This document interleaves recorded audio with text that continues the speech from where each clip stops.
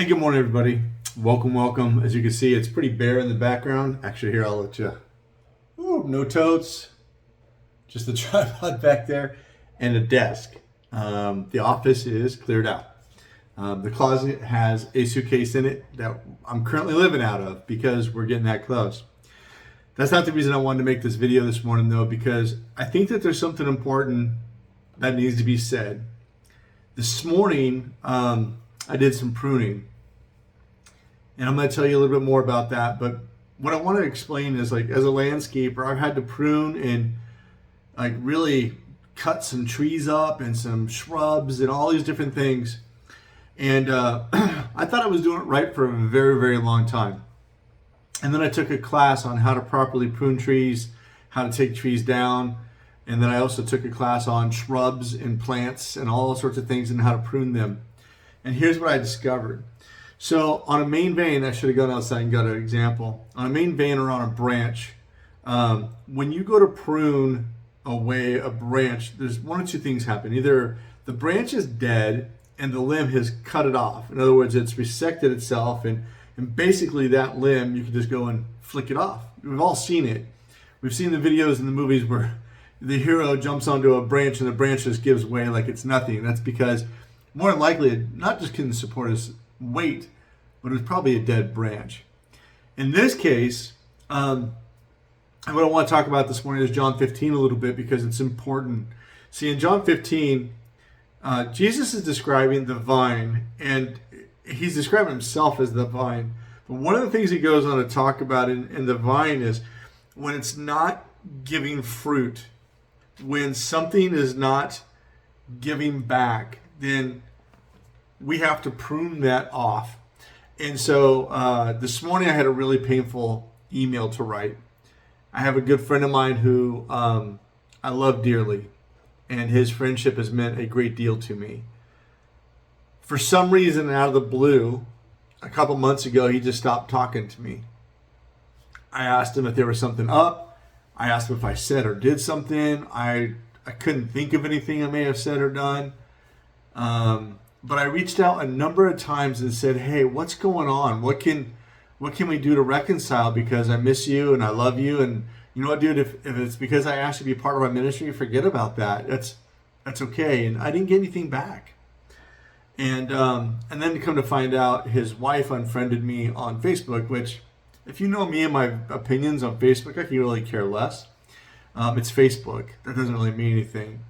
But when you combine that with the idea that this person hasn't at least texted me back, emailed me, smoke signaled, or anything, well, I started feeling emotion I haven't really felt before.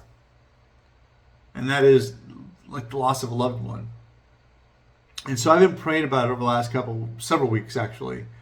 I've had a lot of hurt, a lot of frustration. I've had imaginary conversations with my friend. How many of you done that? Driving down the road and you're like rehearsing what that conversation would look like. And that conversation was very painful. And as I got to today, I was praying about it, and I opened up John 15, and I also started reading in Matthew 9 and 10, and everything came up, and that was, I think part of the thing that I need to accept is that because of what God's called us in to do, well, not everybody's going to love us. In fact, Jesus in Matthew 10 says, you're going to be hated, but just remember, the world hated me first. When Jesus sent out the 12 disciples, he says very clearly, if you're not accepted, if you're rejected, shake off the dust and move on.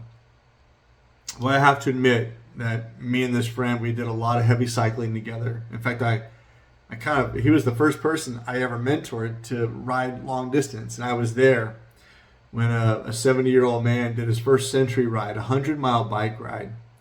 And I was there when he lost his wife. And I remember watching his grace. He just demonstrated so much grace and peace. It was unbelievable. And then I watched how God worked in his life over the next 2 years. And he met a lady. And they got together and they got married. And I watched them both struggle with both having lives and then coming together. And but I didn't see this coming. at all.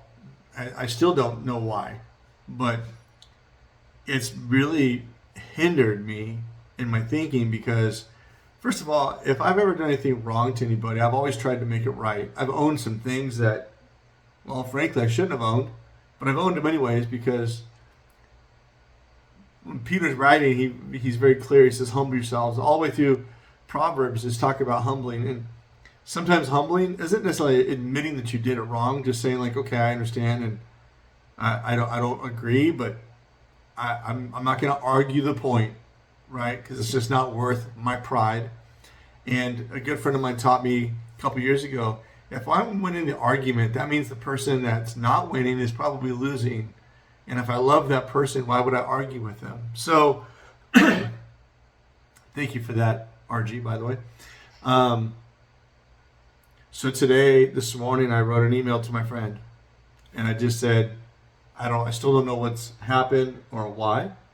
I don't know what I did, but I know going forward into ministry full time, I cannot be hindered by these thoughts of not feeling adequate or that I did something wrong. So I asked for forgiveness for a deed I'm not even sure if I did. And at the same time, really, I told him that I forgive him. Because why would I want to go into ministry allowing the enemy to have a foothold into a ministry that's for God? How could I preach, forgive people, or receive forgiveness from people if I can't do that myself? So today I say goodbye to my friend, and I'm hoping and praying that this is just something outside of what he thought it was, or maybe spam or whatever. I doubt it, because I've texted him, I've called him, I've left multiple messages, I've emailed, I've hit him up on Facebook, you name it. I even called his family, and they're clueless as to what may have transpired as well. And it may not even be me. I just really care about my friend.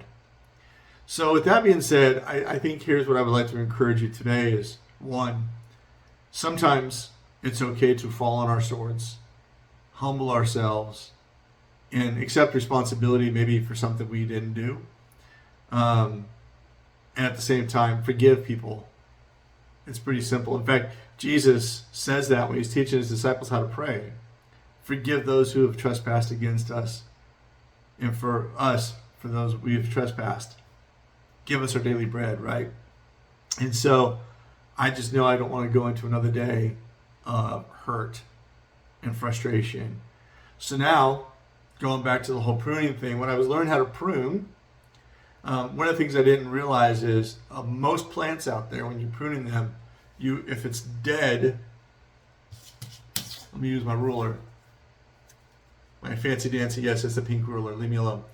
If this part is dead, right, or let's say all of this is dead, but this part is alive, it's green, you do a scratch test, pull up the bark and it's green, then you want to cut right into that area right there.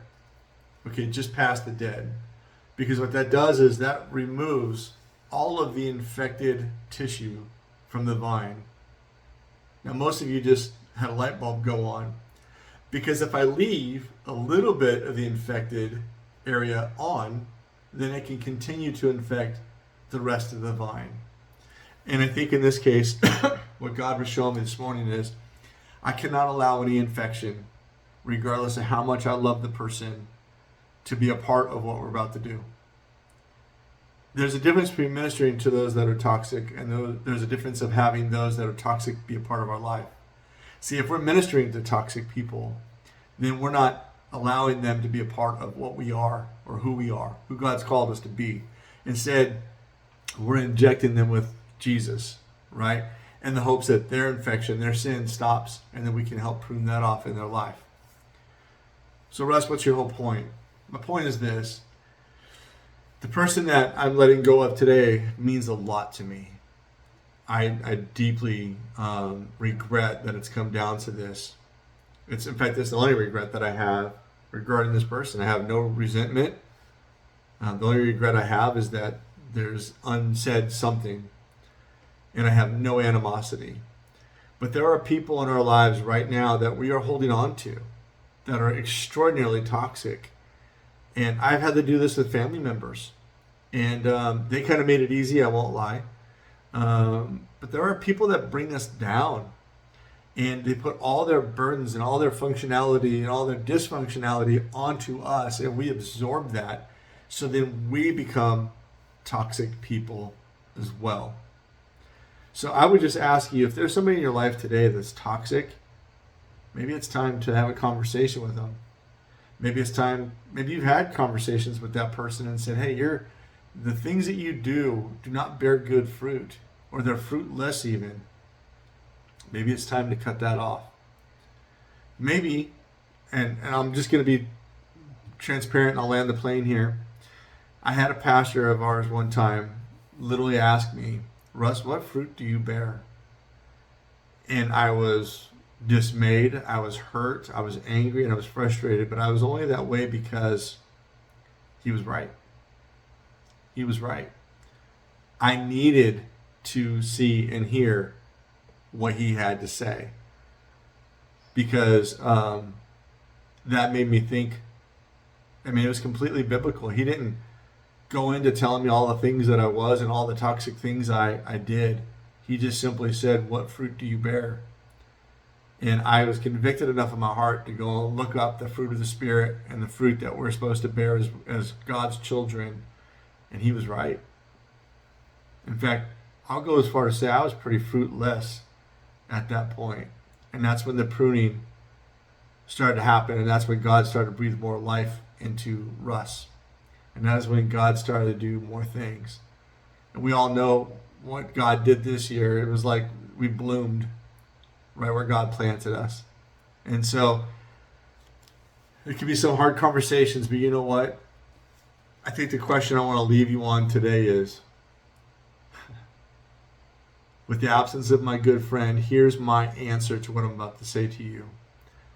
My God is enough for me. My God is enough. So if you have Jesus in your life, God in your life, and the Holy Spirit is working in and through you, you can do this. You can do this. Those conversations can be very difficult, and they can be very hurtful. But is it more hurtful than being classified as a toxic person? That's all I got to say. Love you guys. I hope you get something from this. Have a great day.